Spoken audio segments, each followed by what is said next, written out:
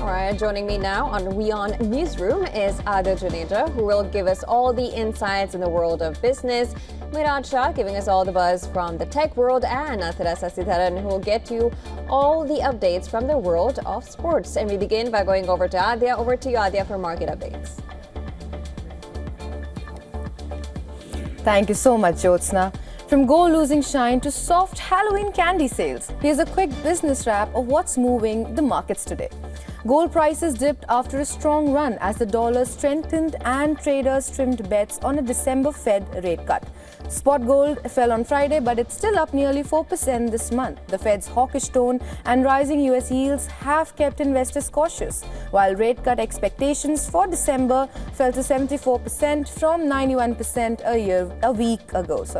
Still, gold remains supported by geopolitical uncertainty and central bank buying, marking its third straight monthly gain. But while gold cools, big tech is doubling down on the next gold rush: artificial intelligence. Four of America's tech giants, Alphabet, Microsoft, Meta, and Amazon, are ramping up spending on AI chips and data centers.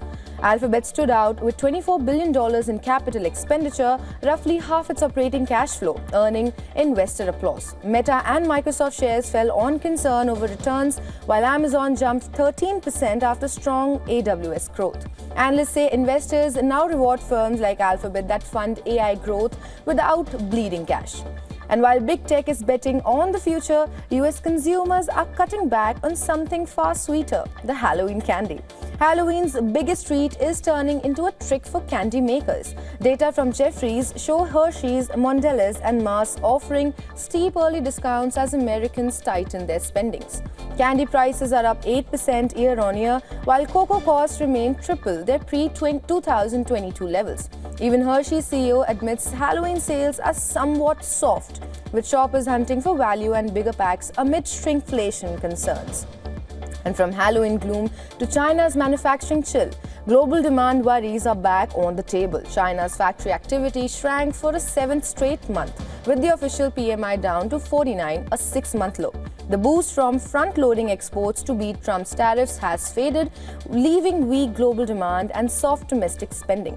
Economists say losing the US market has shaved 0.3% of GDP growth, testing Beijing's ability to sustain its 5% growth target without more stimulus. With exports slipping and construction weakening, China's policymakers face a tough choice: more reforms or more spending. Well, this is it from the world of business. Now for all the tech updates, it's over to you, Miraj.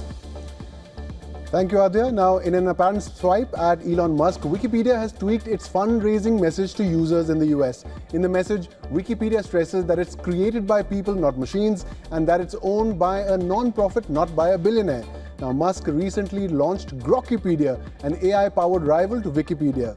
The message also clarifies that while it isn't perfect, Wikipedia does not push a point of view and will remain free from ideology. Musk or Grokpedia were not directly addressed in the message. Now, Italy's competition watchdog has launched an investigation into Chinese tech company DJI that makes drones and aerial imaging technology, as well as its Italian importer Nital over alleged price fixing. Regulators say that the companies monitored retail prices and warned sellers who charged less than the prices listed on Nital's website, even threatening to cut off supplies. The regulator said that these actions may have prevented retailers from offering discounts in violation of EU competition rules. The EU is also taking a step back from a proposed legislation after member countries failed to reach a consensus. Proposed in 2022, the EU chat control law would have forced messaging platforms to scan private chats for child sexual abuse material and required apps like WhatsApp and Signal to detect and report child sexual abuse content, as well as attempts by predators to contact minors. Now, after intense wrangling and debate over privacy and encryption concerns, the EU has decided to drop the mandatory scanning requirement. And those are all the updates from the world of tech. Now for sports, it's over to my colleague Athira. Thank you so much, Miraj, for all the tech updates. Now let's look at the top sports stories we are tracking for you at this hour. We'll begin with cricket first. Jemimah Rodrigues' heroic have secured India a place in the Women's World Cup final. After choosing to bat first, Australia posted a total of 338 in the semi-finals. Phoebe Litchfield scored 119 off 93 balls, Perry added 77 and Ashley Gardner made 63 off 45. To book their spot in the final, India had to chase the highest total ever in a women's ODI World Cup semi-final. An unbeaten 127 from Jemima and a 167-run stand with captain Harmanpreet Kaur saw India beat defending champions Australia by 5 wickets. They will now take on South Africa for the title. In tennis now, Yannick Sinner has reached his maiden quarterfinals at the Paris Masters. The world number 2 defeated Francisco Cerundolo in the third round. In the first set, Sinner went up by a break twice but lost the following game each time. But ultimately, he won the first set. The Italian was dominant in the second set, winning 6 of the 7 matches to claim a 7-5, 6-1 victory. He is now the first Italian player to reach the quarters at all 9 current ATP 1000 events. Sinner can reclaim the world number 1 ranking if he wins the Paris Masters. Cristiano Ronaldo's eldest son made his debut with Portugal's under-16 national team on Thursday. This 15-year-old was a 90th minute substitute in Portugal's 2-0 win over Turkey in the Federations Cup tournament being played in Turkey.